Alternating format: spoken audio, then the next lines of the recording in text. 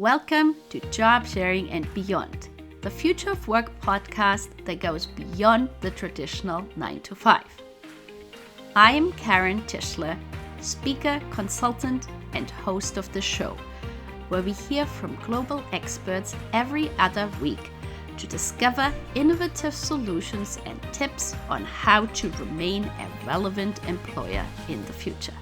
Hello everybody! Before I share more details about my guest today, I want to make sure that you know that besides this podcast, there is also Emily's Past Consulting's EPC newsletter, where I share interesting research findings. I talk about updates on my previous Job Sharing and Beyond podcast guests, and I give little teasers about upcoming guests. And I also have a Q&A interview. In the latest newsletter, I interviewed Eva O'Brien, podcast host of Happier at Work. If you would like to subscribe to this newsletter, please head over to Emily's Past Consulting's website, which is emilyspath.ca. And there you also find all the previous episodes of Job Sharing and Beyond. But now, without further ado, I am super excited to be sharing more details about our podcast guest today. Alex Soojung-Kim Pang studies people, technologies, and the worlds they make. His latest book, Shorter, explains how companies all over the world in a variety of industries are shortening their working hours while improving productivity and profitability. Shorter is the third in a series of books that makes the case for recognizing the value of rest in creative and prolific lives and blends science and history to better understand how we can live and work better in the digital age. His previous books, Rest, Why You Get More Done When You Work Less, and The Distraction Addiction, have been translated into 14 languages. Through his company, Strategy and Rest, Alex speaks and works around the world with companies who want to apply these insights in their organizations. Alex received a Ph.D. in History and Sociology of Science from the University of Pennsylvania and has been a lecturer or visiting scholar at Stanford University, UC Berkeley, Oxford University, and Microsoft Research Cambridge. Thank you so much for coming onto the show today, Alex. Oh, thank you, Karen. It's a pleasure to be with you. Thank you. We have a lot of people listening in from all over the world, so I ask every guest, where are you calling in from, and is there a particular site or food that is something you would recommend people to when they are visiting your area? Sure. So I am in Silicon Valley, where I've lived for the last 20 plus years. And I suppose, for people visiting, really the first thing to try is our phenomenal sourdough bread, which is some of the best in the world. Though, the Bay Area is just an astonishing location for great food from all over the world. So that is just the beginning of, your culinary exploration. By no means the end of it. Thank you. Being German, I grew up with a lot of different bread, so I appreciate you mentioning sourdough bread. Now, Alex, you are the author of several books, among them Rest and Shorter. Could you tell our listeners what made you write, in particular, these two books? Sure. So, Rest grew out of a time that I spent at Microsoft Research in Cambridge, England. I had a sabbatical there. And this had come after working as sort of a consultant and futurist here in the Valley for about 10 or so years. And it was very, very interesting work, but I was kind of getting burned out. And I felt like I was under constant time pressure, always sort of half a project behind. In other words, very much like, all of my friends and I think probably lots of listeners. And I had a chance to go to Cambridge and kind of downshift and work on some different stuff. And after about a month there, I had this epiphany that I was reading fantastic stuff. I was getting all kinds of things done. I was meeting interesting people. I was having really great ideas, but I didn't feel the sort of time pressure and kind of sense of sort of impending collapse that is just kind of part of professional life here in the Valley. And it made me realize just how much all of that was part of the everyday background of my professional existence, and started me thinking that, actually, maybe it is not the case that we have to that we have to live that way, that we have to sort of experience time like that in order to do really good work. Maybe our assumptions about overwork and stress and burnout, that success is a kind of sort of race against time. Maybe those ideas actually are all backwards. That really, in order to do good work, you need to learn how to slow down and to use rest and leisure in ways that help you be more creative. And that got me started on sort of a path that led me to looking at the lives of very famous scientists, writers, composers, generals, politicians, and seeing and of exploring the usually hidden role that rest played in their lives. So, and then discovering also a bunch of neuroscience that helped explain why it was that these people tended to organize their days in very particular kinds of ways, no matter what field they were in, and helped me understand how those routines helped make people more creative on a daily basis and gave people more kind of sustained and sustainable creative lives. Shorter is a kind of organizational sequel to Rest. It's about how companies put the lessons of rest into practice by shortening their work days or their work weeks without cutting salaries or reducing productivity. And I was moved to write it partly because it was the people I talk about in Rest were highly accomplished. Many of them were Nobel Prize winners or won Pulitzers or other things. But they also were people who generally had an awful lot of control over their time. And so they offered lessons for, a kind of ideal of sort of creative work and creative life. But the reality is that most of us work in places that don't make that ideal possible.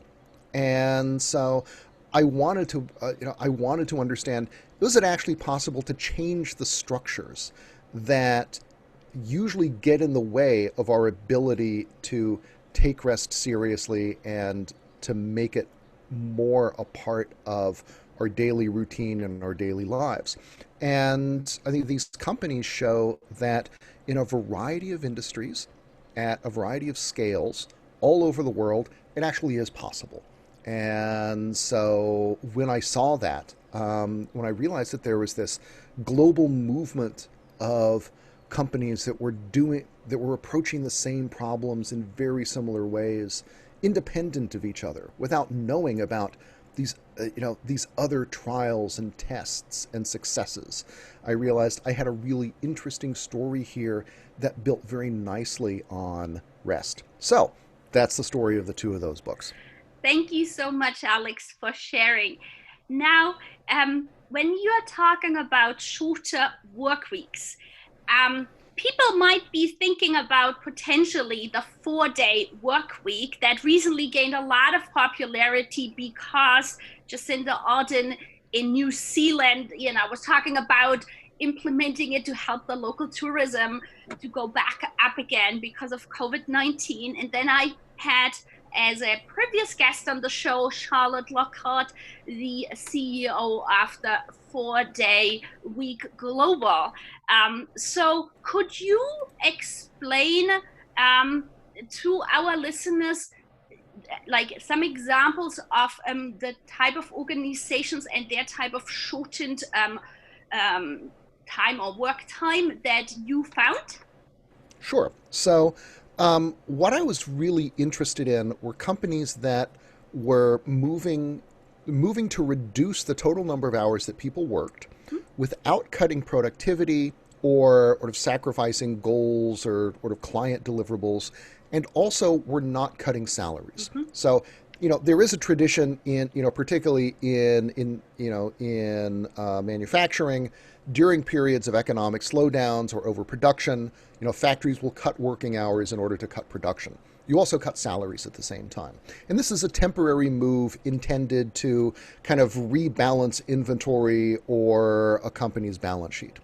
What I was really interested in was a different kind of approach, something that that is a permanent reduction of work time that is not intended mainly as a cost savings measure, but was intended to improve work-life balance, to address issues of sort of burnout, of recruitment and retention, to help make companies more stable and more sustainable kinds of places to work.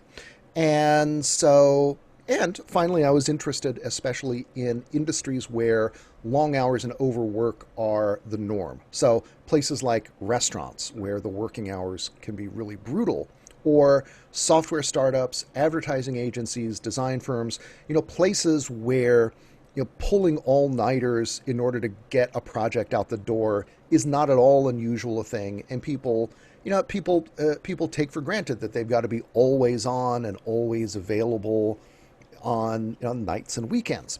And so I was especially interested in those kinds of places. And the kinds of reductions I saw sort of fall into a couple big categories. One of them, the most popular, is a move simply to 4 working days of 8 hours each. So a 32-hour work week over 4 days, generally with Friday off, though that's not always the case. There are people who make a strong argument for taking, for example, Wednesdays off, or having a rota system where different people will have different days off sort of by quarter or by some other system. The second most popular work time reduction is a 6-hour day. So you move to a 30-hour work week, but you're still working 5 days a week. This is somewhat closer to what you see, in some companies in the Netherlands or Germany, for example, right? And then there's also something that a variation of this is the doors of the company will stay open for 12 hours, but people will work 6-hour shifts. So this is especially popular in retail establishments or government, where you basically have lots of foot traffic, and you want your customer-facing side to be as sort of accessible as possible. And then finally, there is a model one company calls Free Fridays, where you leave the company open on the 5th day, and people are free to come in and work on their own projects. This is especially popular with like software developers and engineering folks, where new technologies are constantly being developed. There are always new programming languages to play around with, new things you want to tinker with, and generally you don't have time for that in your everyday life. And so having 1 day a week set aside for that kind of professional development, or for volunteer work, or other kinds of places where you're putting your skills to use, can be really appealing. So those are the major kinds of ways that companies will move their schedules around. But in all the cases, no matter how they redesign the day, they're doing it, they feature an absolute reduction in working hours without salary cuts and without productivity cuts. I really enjoyed reading your book and learning so much about all the different types of case studies you presented. And as you just said, that there are so many different aspects of shortening a work week. Now, because you have so many case studies, one might have thought that you would maybe, have chapters by case studies, but you actually chose a very different setup of the book. Could you share with our listeners how you did that? Mm-hmm. So I organized the book around stages in the design thinking process. And design thinking is a kind of design method or kind of problem-solving method developed here in Silicon Valley starting in the 1970s. So IDEO, the company that developed the first commercial computer mouse, and a number of other products. They helped develop the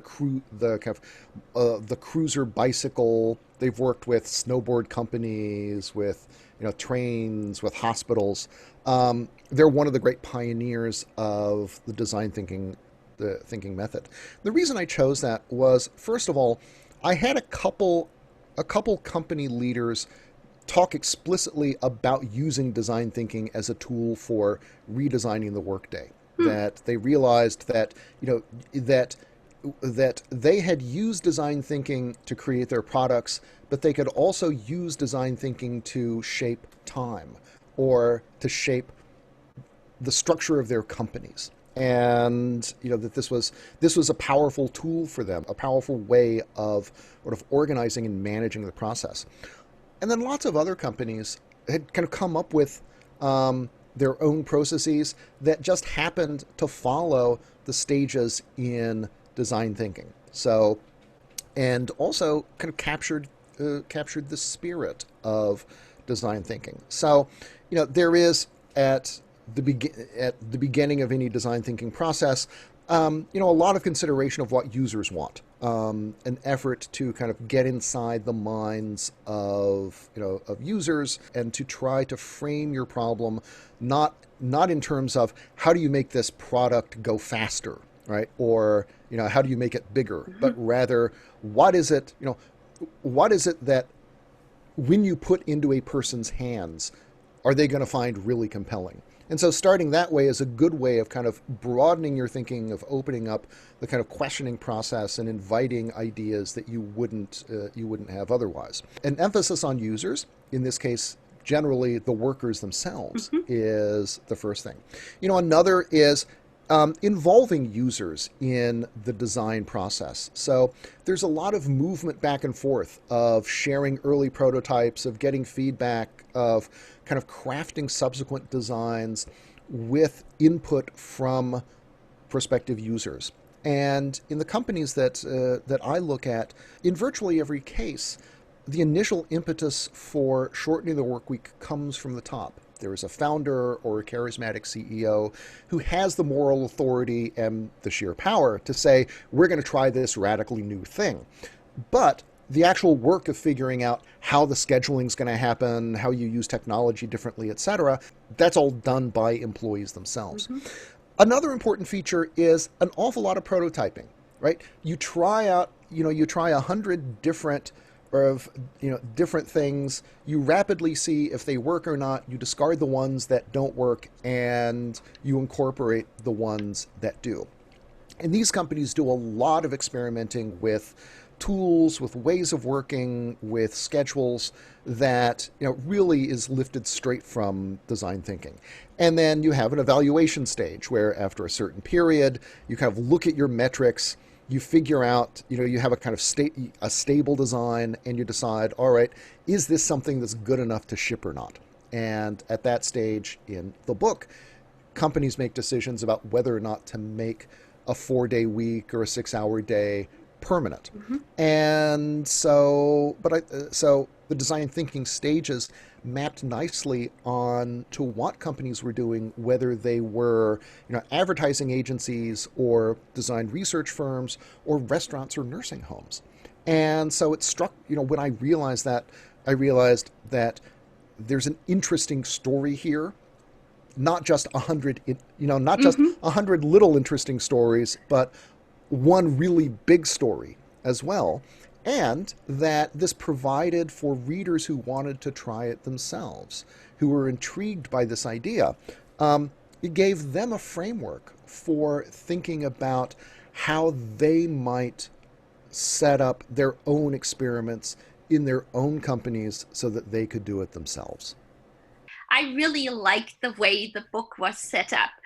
And one other reason I was so interested about it is because IDEO very recently was working together with other organizations such as the Better Life Lab at New America, that was founded by Brigitte Schulte, who is also on the back of your book as one of the testimonial writers. And so basically that project was called Like We Care, which is the result of a year-long investigation into caregiving in America. And that is unpaid caregiving in particular is one of the topics I feel very strongly about, that it is often completely hidden and not mentioned at all. And so I felt it was just such a coincidence that all fit together. And one of the things I feel that COVID-19 has really shown that economies are functioning only because of that underlying often unpaid care work. And so the shortened working hours, I feel, are often better aligned to help with that parental unpaid care work and the work-life balance. So could you tell our listeners a bit more about what you found about this in your book's interviews and your research? Sure. I would hope that one of the things that the pandemic has taught all of us is, first of all, that this kind of sort of care work that we often regard as, lower status and and less skilled, is actually supremely important for making lives good and making the economy run. We could have survived the last 9 months without hedge fund managers and venture capitalists and frankly a lot of consultants and writers, but sort of nurses and kindergarten teachers turn out to be foundational. As for care in companies that have shortened their working hours, it's certainly the case, as you would expect, that a shorter work week gives more time for various kinds of care. Whether that is sort of care for others or taking care of oneself. It is a recurring theme of interviews that when you talk to people about what they do with their new free day or extra 10 hours a week, that care is often one of the major things that people spend time on. I was talking about this with one set of sort of co-founders of a design firm in London, and one of them said that what people do with their free time is they care, right? They care for themselves, they care for their family, they care for their community, and virtually everything that they do is an expression of care in one way or another. And I thought that was a rather powerful way of sort of thinking about how people choose to spend their time when they have an opportunity to have more time for themselves. Right. What they tend to do is they tend to share it with others. And I think we sometimes have a perception that when you give people another day per week, that what they're going to spend it on is a longer bender. And or that they are in some way going to waste that time, as if it is the responsibility of sort of capital to manage people's free time, or that they have any kind of say in how that should be spent. But the reality is that when you give people time, they tend to actually spend it in smart and pro-social kinds of ways, which I think is an important lesson and a rather optimistic one for the future of work and the future of leisure. So when I was doing my research about you, what I found really interesting, you had a podcast interview on leaders with babies.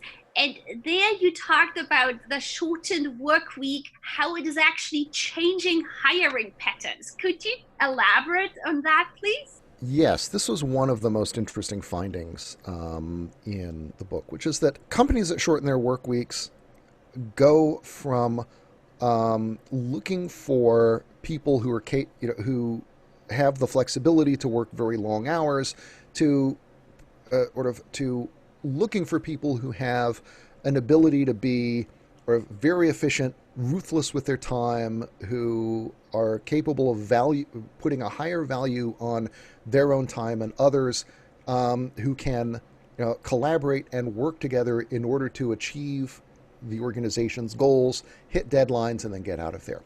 Part of what that means is that these companies often explicitly look for working mothers who want to get back into their industries, or are looking for jobs that that have reduced work schedules. Mm-hmm. So there are amazing statistics about how even decades after working mothers began going into the workforce in large numbers, and after companies, often well-meaning companies, have implemented policies to make flexible work more accessible or part-time work more accessible, that there's still an awful lot of places where women, or to a much lesser degree fathers, are penalized for moving to part-time work or flexible work in order to create more time for caregiving. Sociologists refer to this as the flexibility stigma. And women who do this find that they are more likely to be passed over for promotions. They're put on less interesting projects, while they themselves find that they have to spend more time engaging in the kind of coordination labor work in order to stay visible to their colleagues and to their bosses, and to demonstrate that they're capable of doing the work and are interested in it. And so doing that at a distance involves an additional layer of time and labor that you don't have to engage in when you're in the office. In contrast, and so as a result, you see a situation where motherhood essentially exacts a penalty. Mm-hmm. Whereas in companies that move to 4-day work weeks, motherhood commands a premium. It is a signal that you have certain organizational skills and professional skills, but also that you've both developed a capacity to manage your time, and the fact that you have this big external thing, right, a family life, to which you want to return, ceases to be a negative and becomes a positive, because what it means is that you have a very strong incentive to figure out how to do what normally is 5 days worth of work in 4, or 8 hours in 6, so that you can go and be at the gates when your kids get out of school. And so that it really has a pretty substantial impact on labor markets and on hiring. And of course, parents who work in these companies, it's really tough to get them out. They exhibit high degrees of loyalty, Yeah. high degrees of happiness, and for small companies, particularly, a 4-day week gives them access to experienced professional labor of a sort that they might not ordinarily be able to get. Right? If you're a small software company, you can't pay the kinds of salaries that a Google or an Apple can, Right. but you can hire working moms who would be who worry that they would be treated with a degree of suspicion at sort of more conventional large companies, but who see smaller places that work 4-day weeks as offering a culture and offering a kind of life that is supremely appealing and makes a lot of sense to them. I just thought that was so important, to find that in your book, because I'm Isn't it all? Yeah, yeah. it's awesome. It really is. I'm such a strong, proponent, and that there are so many skills that one learns, and like I myself, like before I was a mother, and now as I'm a mother, when I look at the learning curve I went through, and I feel everybody who, whether it is looking after kids or taking care of elderly relatives, caregiving provides so many different skills that otherwise Yes. one just wouldn't learn. And so now, one thing, like as we are talking a lot about flexibility, I'm a big proponent of job sharing. And Hmm. and now, have you encountered a lot of conversations about job sharing in these research interviews you have done, or is that something that just hasn't come up very much at all?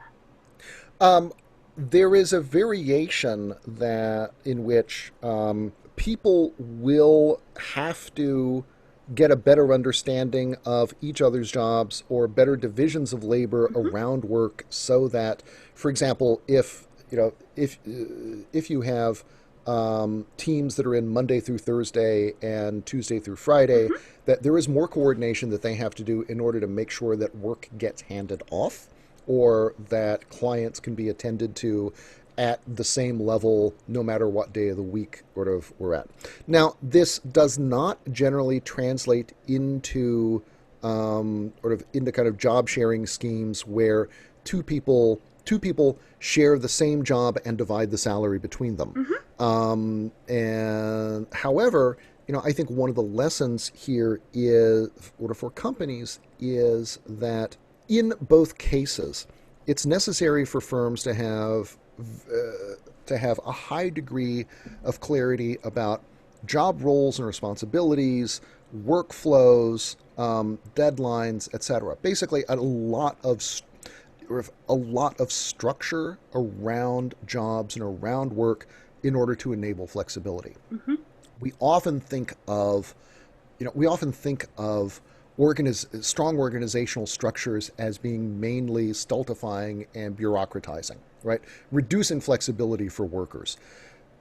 But it's also the case that an absence of structure, of clear lines of reporting, of fuzzy workflows, create enormous amounts of labor for workers as well, and that the sort of the coordination work that normally is done by the institution ends up getting pushed down onto individuals.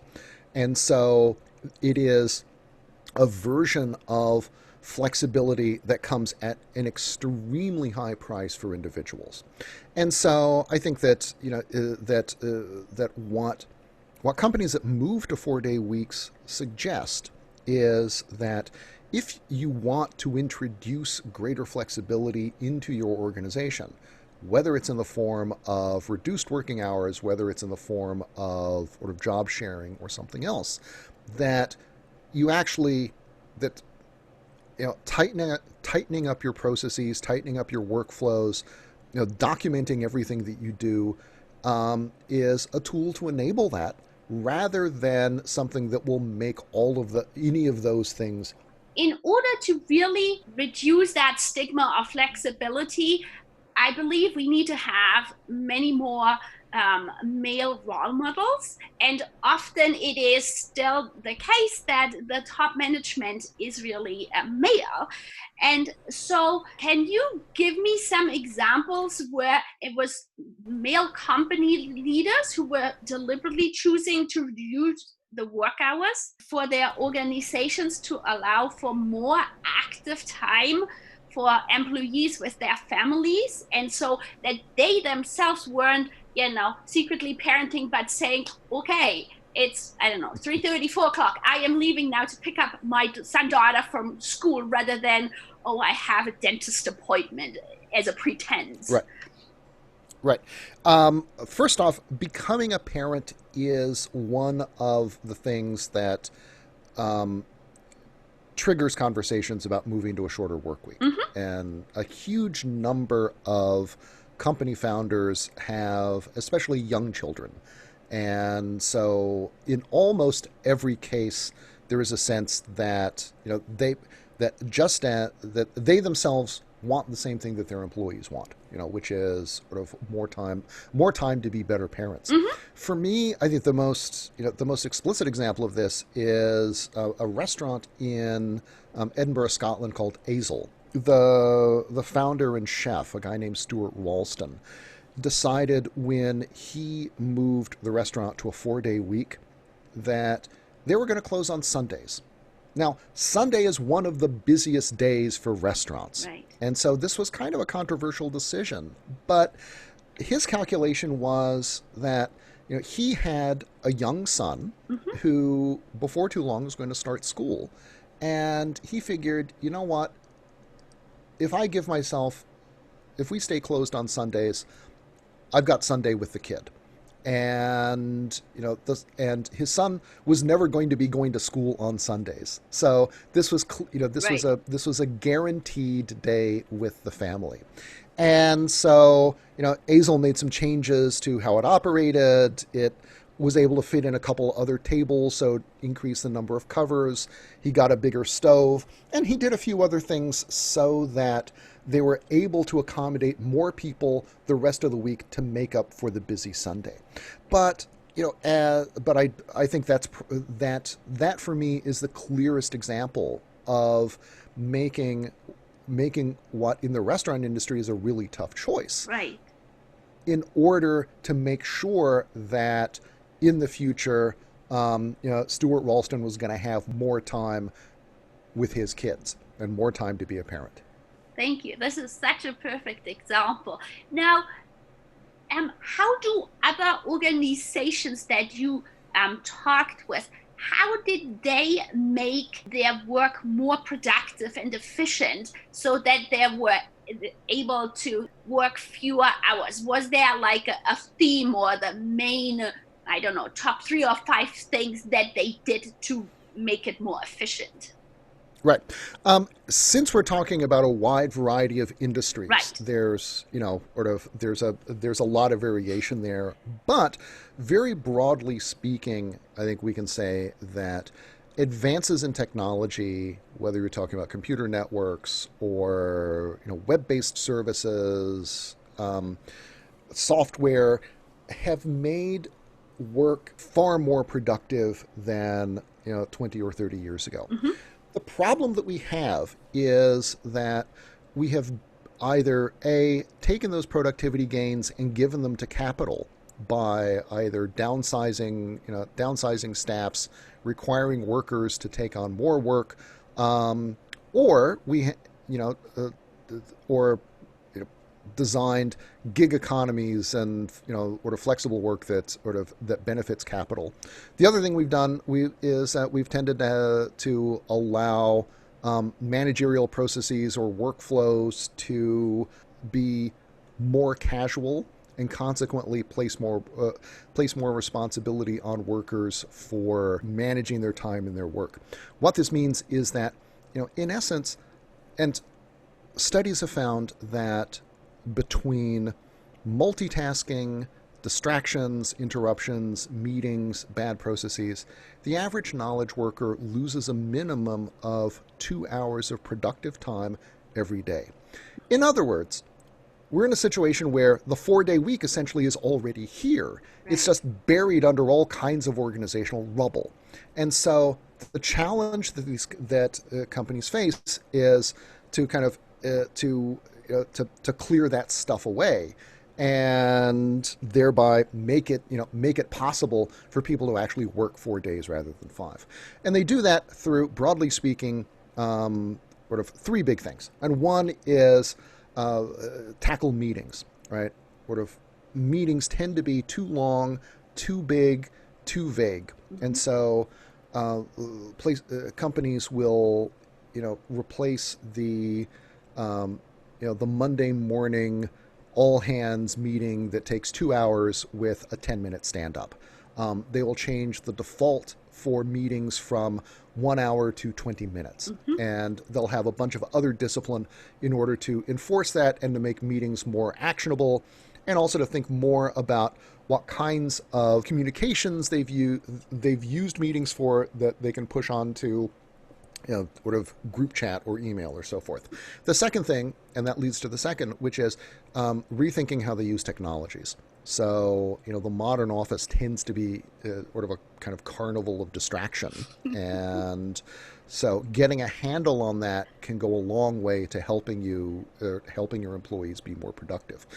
I think an important thing to note there is that this is not just about individuals having better practices around checking email or being more focused, because focus, attention, the ability to say, to ignore your inbox, these aren't just matters of like individual moral capability. These aren't just, it's not just about your capacity to pay attention. These are social things, right? An awful lot of our pressure to stay on top of our inboxes comes from the fact that other people expect us to reply instantaneously to messages. And so you have to deal with the social and the cultural norms around technology use if you're going to make any progress here. So that means not thinking just in terms of how can I make myself more productive, but what do we all need to do together in order to relieve the pressure to stay on our inboxes or constantly check voicemail or always be on Slack. The third thing is to redesign the workday to create better boundaries between deep focused work or other kinds of work or work times that people really need, and non-work time, meaning both divisions between deep work time, meetings, like coffee breaks and lunch, and also between the workday as a whole and your personal time after work. So very simply what this means is identifying maybe a couple hours a day or a few hours per week where people have permission to ignore their inboxes, to be a little bit antisocial, to be heads down and to focus on the work that that requires serious concentration, and that they can make serious progress on in a couple uninterrupted hours than they could in 6 semi-distracted hours. And then after that, there were 1,001 other things that you do depending upon whether you are a traditional Japanese inn, or you are an automobile repair center in Sweden, or you are a software developer in Philadelphia. But those three major things, reducing meetings, getting a handle on distracting technology, and redesigning the workday, can go an awful long way to making it possible to reduce working hours without any hit at all on productivity, while also making people's working lives and their lives generally much better. You just mentioned three very different examples of industries that you were researching. So there might be some listeners out here, they might not necessarily be in a knowledge type industry, but it might be maybe mining, trucking, a bakery. So how would a shortened work week work there? Mm-hmm. So in, for example, manufacturing and repair places, those are the ones that have generally gone to shorter shifts with sort of longer retail hours. Mm-hmm. Also, in the case of manufacturing, sometimes they'll go to 4-day weeks rather than 5, because that saves energy on warming up the production line, warming up the machines, melting the steel, etc. Right. And every time you do that, you need to keep the line operating for X number of hours, just in order to recover the cost of turning on the lights and switching on the heaters. I have not yet seen places like essentially sort of extractive industries, like, sort of mines or oil rigs going to this model. And it may well be that, on oil rigs, for example, people tend to be working like not shifts where you're where you're on the rig for 9 days, working 12-hour shifts, and then you're off for 5 days. Right. And the fact is, I think probably any job where you need to take a helicopter to the workplace is probably one where you're not going to be able to easily shorten shifts. Right. I mean, you could imagine potentially being able to move from 12-hour shifts there to 8 hours, if you can play around with how work is, with the sort of work is allocated, if there's some things that you can safely automate. But, I mean, I think that, but, even in, let's say, oil companies, you have plenty of other kinds of work that could be shortened, right? Front office operations, for example. Actually, an example of this would be Morrison's in the UK, which is a big supermarket chain. So they are moving support staff, front office people, the corporate headquarters to a shorter work week, even though the stores themselves are not. And they are putting the corporate office people on staggered shifts, Monday through Thursday, Tuesday through Friday, so that they can still deal with calls from the supermarket. They can, deal with logistic stuff, inventory issues, etc. But at the same time, begin the experiment of reducing working hours and seeing if this is something that can work in the supermarket industry.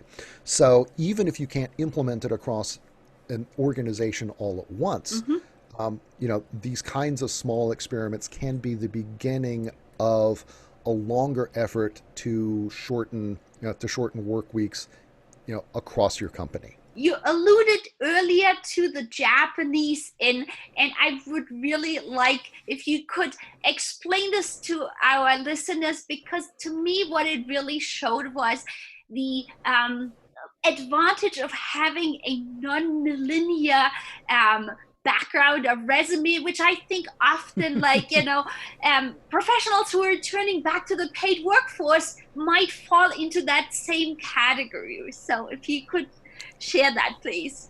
Absolutely. So Jinya is an inn between Tokyo and Yokohama, and it's on a site that has been an aristocrat's property or an inn since about the 12th century or so, continuously. And in around 2008 or so, the inn was taken over by a couple, actually the children of the son and daughter-in-law of the previous owners. And the son was a fuel cell engineer who had, worked at, one of the big Japanese electronics companies, didn't really know a lot about running an inn, right. But, the parents were getting older and they felt obliged to take it on. And, Japanese inns are a very, very traditional industry. An awful lot of the stuff was still the accounts were still being done, like with literally, on paper with, fountain pens. Wow. And so the first thing that they did was bring in a lot of technology to modernize back-end operations, to make, to put reservations online, to do all the kinds of things that we associate, in a world of, Expedia and mobile check-ins. Right. They also redesigned an awful lot of the jobs. So consolidate a lot of part-time jobs into full-time positions. They eliminated the front desk where where guests normally had to go to get things or ask questions, and gave all the employees tablets and smartphones so that they could, if a guest encountered them anywhere on the grounds, they could, put in a special order for dinner, deal with whatever problem, order something else for them as needed right there in real time. They also did two other really interesting things, which was they started installing and while they were doing this, they also were reducing the number of days that the inn was open, because, anyone in the hospitality business knows that like Monday and Tuesday and Wednesday are kind of, are often pretty quiet periods. Mm-hmm. And so they started closing on first a couple of those days and finally moved to a 4-day week, which gave them more time to train people, more time to experiment with new things like a catering business, allowing film crews to come in and use the location because it's a very beautiful site, but also to experiment with other kinds of technologies that you could use to make managing the inn and the experience of being there more pleasant. So the owner started installing sensors and automatic license plate readers and cameras in like the driveway. Wow. So that, when cars drove up, you could read the license plate and you knew who was coming. So you could start the check-in process. You could go out, you could greet them by name.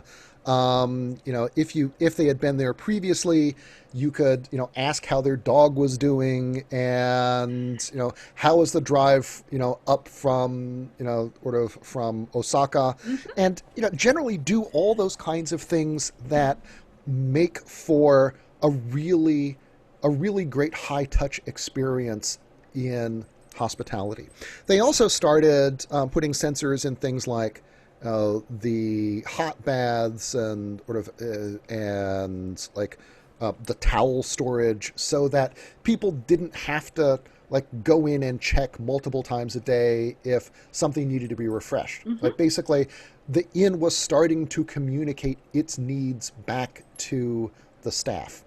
And finally, the owners started linking all this stuff together with software that they then turned into a new product called Jinya Connect, which they have since gone on to spin off into a second business, which now services several hundred other inns across Japan, thereby helping to modernize one of the most traditional industries in the nation. But doing so in a way that allows them to fulfill very traditional goals of providing outstanding service, of maintaining a site that often has been in continuous use for hundreds of years, that may have been in the same family for generations and generations, around which there is a sense of a need to not just operate a business, but to preserve a place and to preserve a kind of cultural institution and a way of life that is seen as really essentially Japanese.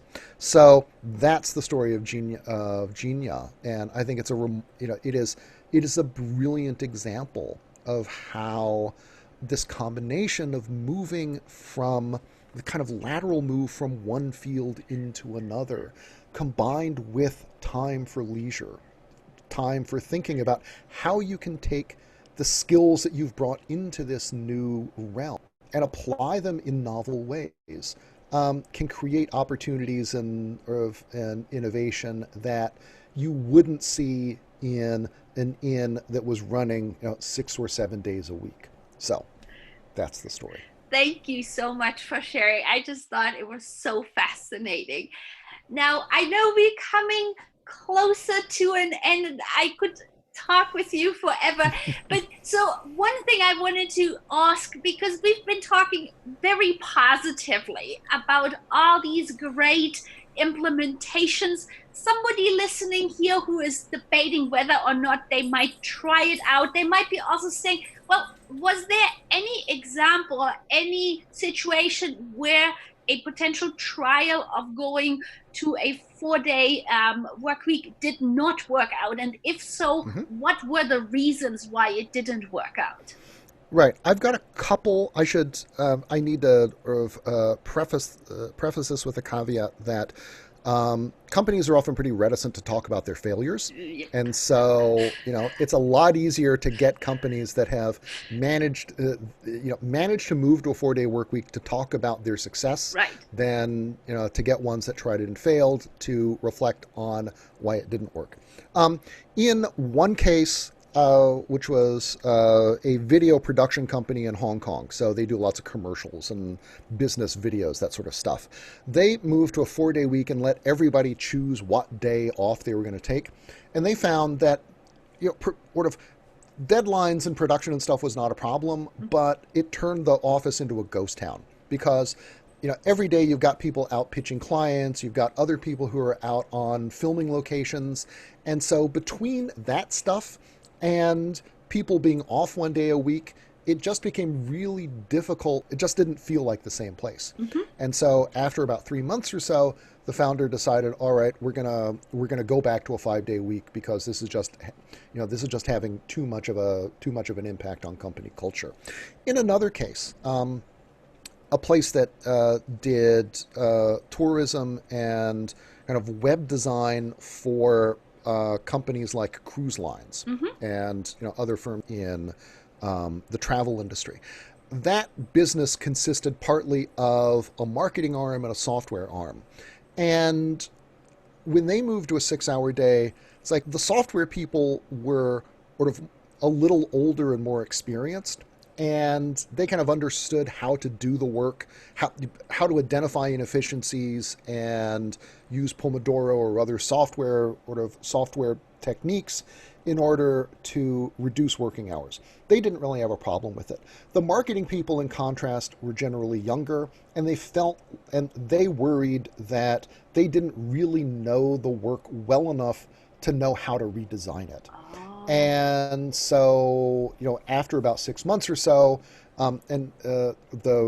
they actually divided the company into two firms.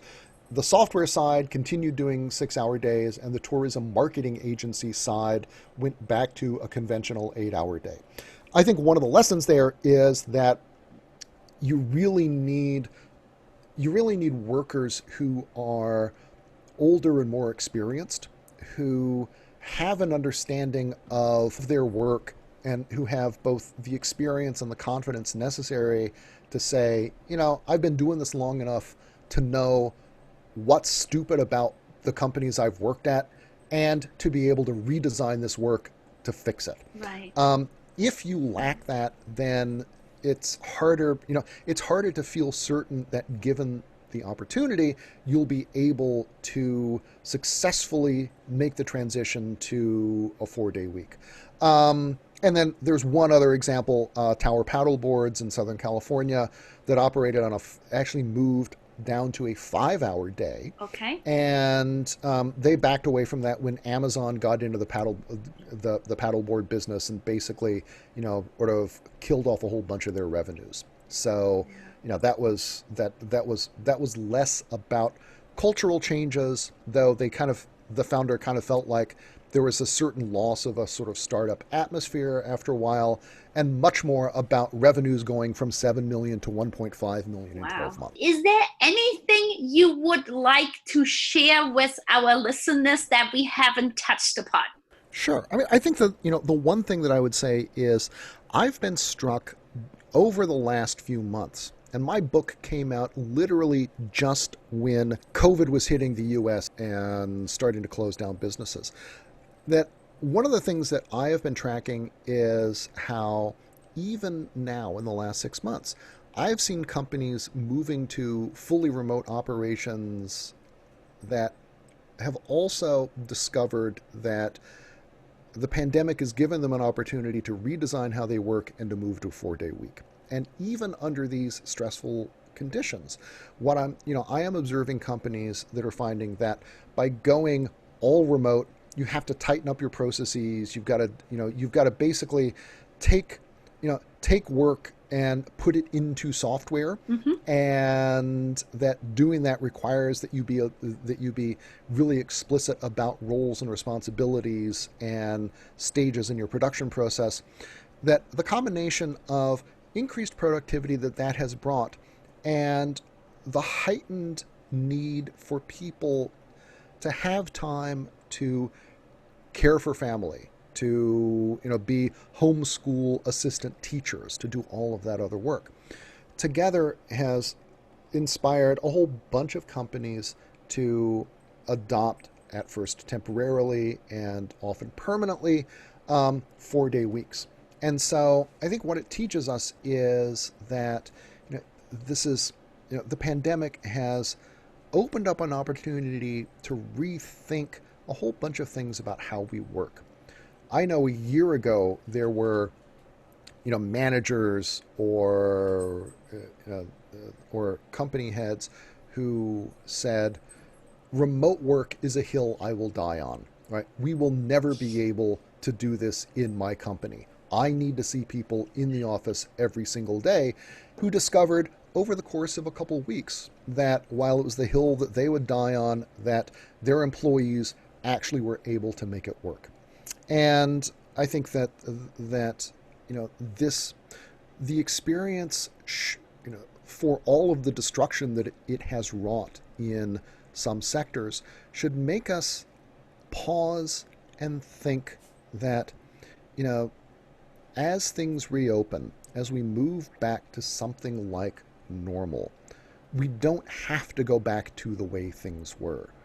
We have a space in which we can change the way that we work, the times in which we work, change working hours, and that probably the experience of going through the pandemic has enabled your firm to make much bigger changes. One of which could be a move to a 4-day week or a 6-hour day. So I think that, and that doing so would be a way of helping companies build resilience and creativity and sustainability. It would also be a way of helping to deal with some of the emerging challenges that the pandemic has brought. In particular, sort of a movement of women out of the workforce, and I think a potential loss of the gains that women have made over the past 20 or so years. And the 4-day week could go a long way to helping give those back. Because I think that those are gains that nobody wants to lose. Right. I think, only the most hardened chauvinist, who probably is not listening to this podcast, would see this as a good thing. So I think that the pandemic has made clear that we don't have to work the way that we always did. That technology has enabled us to make some fairly dramatic and positive changes in how we organize companies, how we organize our work, and how we organize our days. And that we should take full advantage of that or going forward. Thank you so much, Alex. Now, how can our listeners find you? Oh, that's a great question. So my book is just called Shorter. And so if you Google my name and Shorter, it will, or if offers to buy it will sort of come up through the search engine of your choice. On Twitter and Instagram and other social things, my handle is AskPang, AskPang. And my company is Strategy and Rest. And the URL there is strategy.rest. The rest now very conveniently for me being a top-level domain. And finally, I'm actually also launching a series of online courses that allow people to sort of do online the exercises that I have traditionally taken companies through over the course of a day or two in person. And so, the idea is to make this accessible to organizations or to small companies who normally wouldn't, who are in a position to be able to make these kinds of changes, but who are not necessarily in a position to bring in a consultant for several months right. to help them do it. So, but you can find information about the courses and get on the list to be an early tester again at the website strategy.rest. Thank you so much, Alex. I so appreciate having you on the show and listening to all your insights and your research and all the experience you have had over many years. So thank you so much. Thank you, Karen. It's been a pleasure talking. Thank you so much for listening to the show. We hope you gained valuable insights and new ideas. To keep listening to future episodes, please head over to iTunes or your favorite player and subscribe and give it a rating. We would very much appreciate a review and for you to share it on social media, so more people can start innovating in how they offer employment. Until the next time, goodbye!